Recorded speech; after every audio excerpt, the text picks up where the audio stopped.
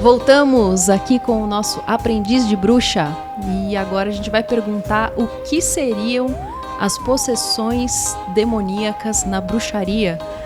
Quando a gente olha ali para os exorcismos que são feitos nas outras religiões, né? Como que é visto isso na bruxaria?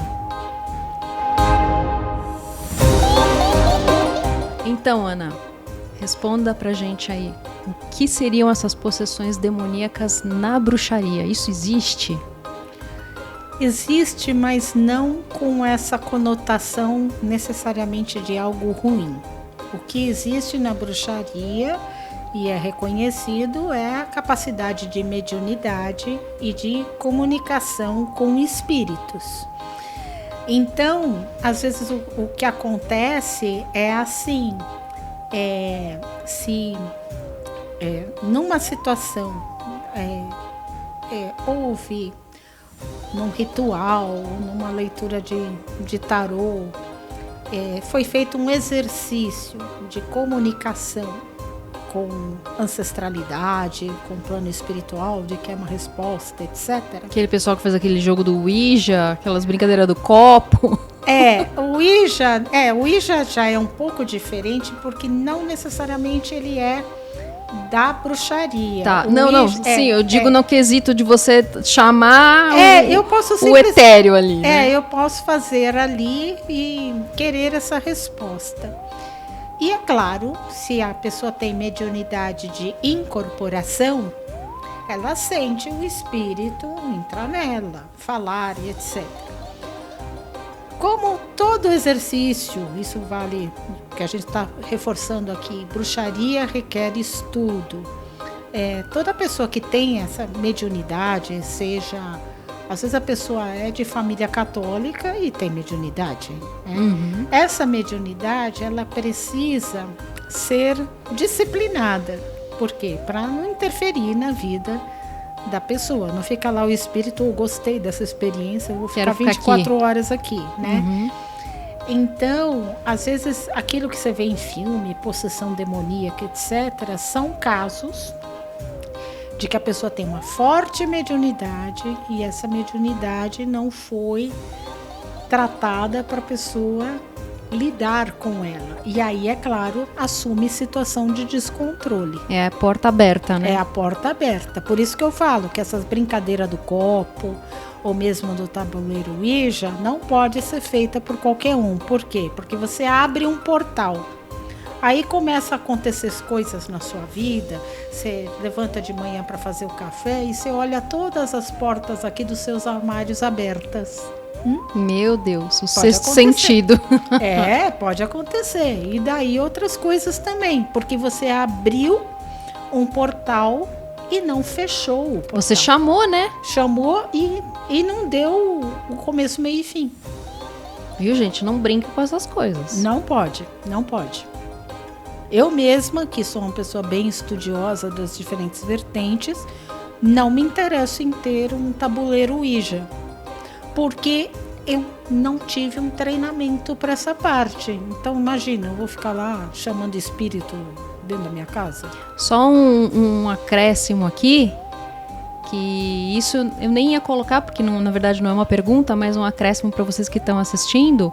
A Ana, ela foi espírita kardecista por 12 anos, né, Ana? Isso, quase 13. Então ela foi da associação kardecista, do estado, do município, do país, de tudo. Ela tem muito conhecimento nessa área, viu, gente? Então ela sabe do que ela está falando com relação aí a espíritos, a entidades. Então, se ela falou não mexe com essas coisas, não mexe com essas coisas. Faz bruxaria natural, leve, com os 4 elementos da natureza e é isso aí, tá melhor, tá? Não convém mesmo, né? Ana, o que é o elemental de proteção? Sim, muito interessante isso. Vamos lá. Você pode ter um elemental de proteção, por exemplo. Isso você percebe não só com o estudo, mas com os primeiros exercícios da bruxaria, né? Então, por exemplo, se eu posso ter, eu sentir que eu tenho um gnomo que, por exemplo, ele me protege. Eu chego até a ver um gnomo, por exemplo, se a pessoa está ligada ao elemento terra. Ou a pessoa gosta muito de cristais e ela pega um cristal e não é só uma questão de termodinâmica, de sentir a transferência de calor do frio, sabe? É você pegar aquele cristal e começar a sentir como uma espécie de uma vibração, como se fosse um coração batendo. Isso já é um tipo de comunicação do elemental. Que seria o elemento terra. Nesse caso também elemento terra. Por exemplo, tem exercícios que fazemos com o elemento água. Desde, por exemplo, derramar cera de vela na água e ver os desenhos que se formam. Ou eu fazer um movimento com os dedos com a água e conforme ali eu fixando na água, vem um pensamento intuitivo. Eu olho para a chama de uma vela, eu começo a ver figuras se mexendo e a partir disso vem uma imagem na minha cabeça. Tudo isso é a manifestação do elemental. Você entende como elemental de proteção? Aquele em que a comunicação fica cada vez mais clara e evidente, né? Dificilmente a pessoa, a não ser que seja uma pessoa com uma super sensibilidade, mediunidade, que ela consiga ver facilmente em igual proporção do terra, fogo, água e ar, sabe? Uhum.